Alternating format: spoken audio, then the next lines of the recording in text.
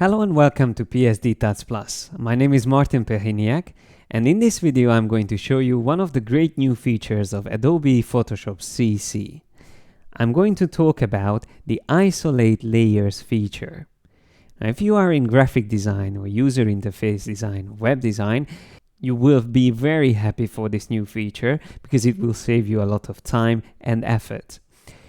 Let's say you have a website design like this one, where you have so many layers. So you can see I have hundreds or maybe even thousands of layers here. And to be able to find what I'm looking for, I usually use the Move tool and using the Auto Select feature, but I use it with a keyboard shortcut, holding down Command or Control, and if the Auto Select is set to Layer, I can just click on a layer and then it will find it in the Layers panel. That's great. I can even combine that with Shift, so Command or Control, Shift click on another one, that selects the other layer as well, then the third and fourth. So I have all these four images selected here. Let me just zoom a little bit closer so you can see them.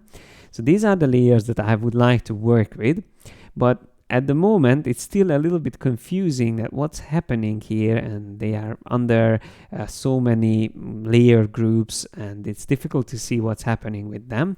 So without changing other things around them, what I would like to do is just concentrating on these layers to work with them. Now for this you can use this amazing new features called Isolate Layers, which you will find under the Select menu, and there is Isolate Layers. You can even set up a custom keyboard shortcut for it. That's something I will definitely do, because in the future I'm going to use this a lot. And once I selected it, it creates a filtering in the Layers panel.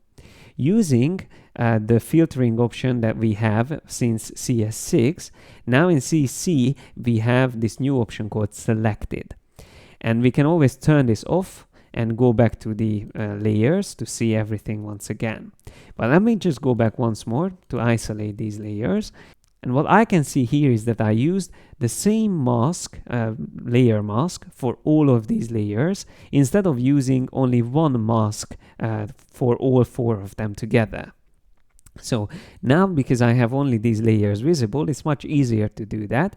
I'm going to put them in a group. So I selected all four of them, create a group by pressing Command or Control G, and then drag this mask, one of the masks, onto the group. There I can even lock it, and then I can right click on the others and delete them. So I'm going to delete these layer masks, and it's enough to just have that one on the top. And then if I turn off the filtering, I will go back, and now you can see that we actually have everything the same way as it was, but now these layers are inside a group. And that's exactly what I wanted to do. Even the clipped layers and adjustment layers are again visible, and they stayed where they were, which I didn't see when I was in the isolation mode. So Photoshop really keeps track of where these layers were and combine it with the changes that you make while you are inside the isolation. You can do lots of things with this. For example, again, I command click on this image here, and if I want to go into isolation, I can now just simply turn it on for the selected. So I turn it on because that is selected here as the type of filtering. This layer is already isolated from the surroundings, and I can move it around, or once again I can unlink the mask, for example, and then move the image inside this rectangle. And when I'm ready, I can just turn off the filtering or the isolation and go back to work with all my layers. I just would like to mention something that I also show more thoroughly in another video, that this isolation mode also works with paths. So for example, here we have several paths, even this one in the background. And if I want to concentrate on one of these, I can just simply double click on that to automatically enter this isolation mode.